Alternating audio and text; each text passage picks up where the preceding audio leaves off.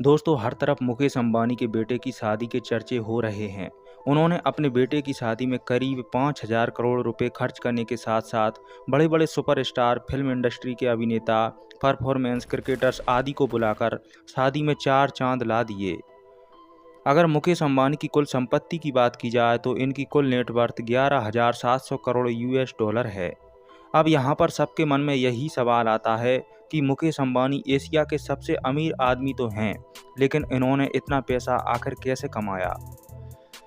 इतना अमीर बनने का राज क्या है? और सबसे हैरान करने वाली बात तो ये है कि एक भाई सोने के पानी से नहा रहा है, वहीं दूसरे भाई का दिवालिया क्यों निकला हुआ है? आखिर दोनों भाइयों में विवाद का क्या कारण रहा? चलिए समझते हैं मुकेश अंबानी की सक्सेस स्टोरी।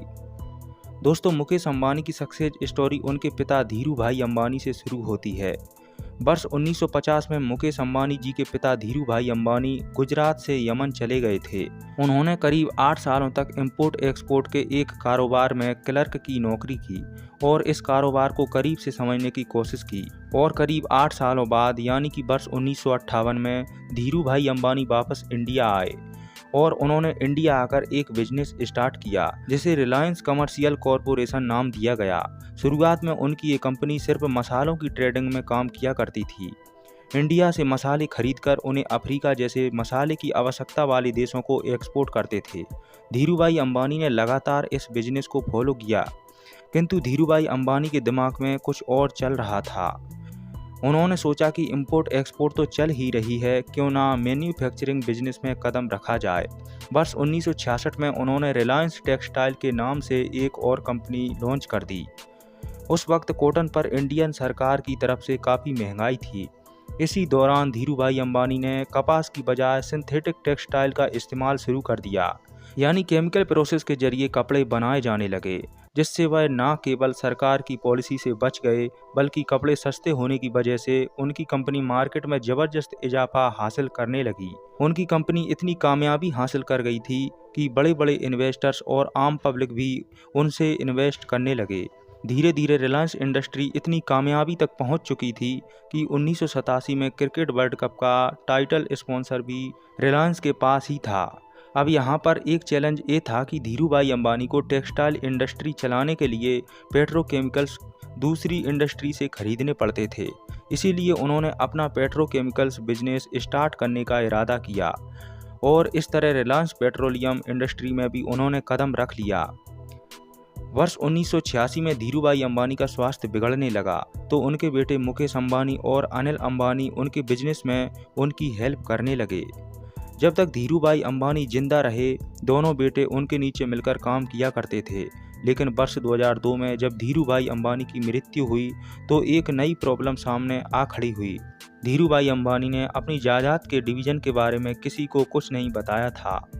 अब उनके जाने के बाद रिलायंस इंडस्ट्री का कंट्रोल कौन संभाले? इस सिलसिले में रिलायंस के बोर्ड ऑफ गवर्नर्स की मीटिंग की गई और उनसे फैसला हुआ कि ज़्यादा कंट्रोल मुकेश अंबानी को ही दिया जाएगा। और यहीं से दोनों भाइयों के बीच आपसी दरार पड़ गई। दोनों भाई आपस में झगड़ने लगे और आपसी बातचीत बंद कर दी। लेकिन उनकी मां से ये सब देखा नहीं गया और उन्होंने फैसला किया कि दोनों भाई इस बिजनेस को आधा आधा आपस में डिवाइड कर लें और अपना अपना काम स्टार्ट करें। इस तरह रिलायंस इंडस्ट्री को दो भागों में विभाजित कर दिया गया। रिलायंस ऑयल गैस पेट्रोकेमिकल और मैन्युफैक्चरिंग मुकेश अंबानी के हिस्से में आए और रिलायंस एनर्जी टेलीकॉम और रिलायंस कैपिटल अनिल अंबानी के हिस्से में आए। इस तरह यह प्रॉब्लम तो सॉल्व हो गई, लेकिन दोनों भाइयों के बीच आपसी विवाद की स्थिति तो फिर भी बनी रही। मुकेश अंबानी ने अपने हिस्से के बिजनेस को आगे बढ़ाना शुरू कर दिया। उनके हिस्से में जो जामनगर पेट्रोलियम रिफाइनरी आई थी, उन्होंने इस प्रोडक्शन को बढ़ाकर उसमें आधुनिक निर्माण कारखाना स्थापित करके उसे दुनिया की सबसे बड़ी पेट्रोलियम रिफाइनरी बना दिया। सिर्फ यही नहीं बल्कि इस इंडस्ट्री में एक और नई रिफाइनरी को भी शामिल किया। मुकेश अंबानी ने वर्ष 2016 में टेलीकॉम इंडस्ट्री में कदम रखा और ये कदम इतना भारी था जो टेलीकॉम इंडस्ट्री के दूसरे कंपटीटर्स को कुचलने वाला था। जियो के नाम से उन्होंने एक मोबाइल नेटवर्क लॉन्च किया जिसमें डाटा कॉल्स मैसेजेस को पब्लिक के लिए फ्री कर दिया गया। यहाँ पर सब कुछ फ्री मिलने के कारण लोगों ने जल्दी जल्दी जियो की सिम खरीदना शुरू कर दिया। और जियो ने जब 5G नेटवर्क लॉन्च किया तो जियो की तादाद हद से ज़्यादा बढ़ गई। जियो की चाहत इतनी बढ़ गई थी कि दूसरी कंपनियों ने जियो पर केस कर दिया। उनका कहना था कि वह अपने कंज्यूमर्स को सब कुछ फ्री दे रहा है, जिससे मार्केट में कंपटीशन खत्म हो रहा है। बाद में जियो ने बहुत ही कम चार्ज पर कॉल और डेटा प्रोवाइड करना शुरू कर दिया, जिसकी वजह से दूसरी नेटवर्क कंपनियों को भी अपने दाम कम करने पड़े।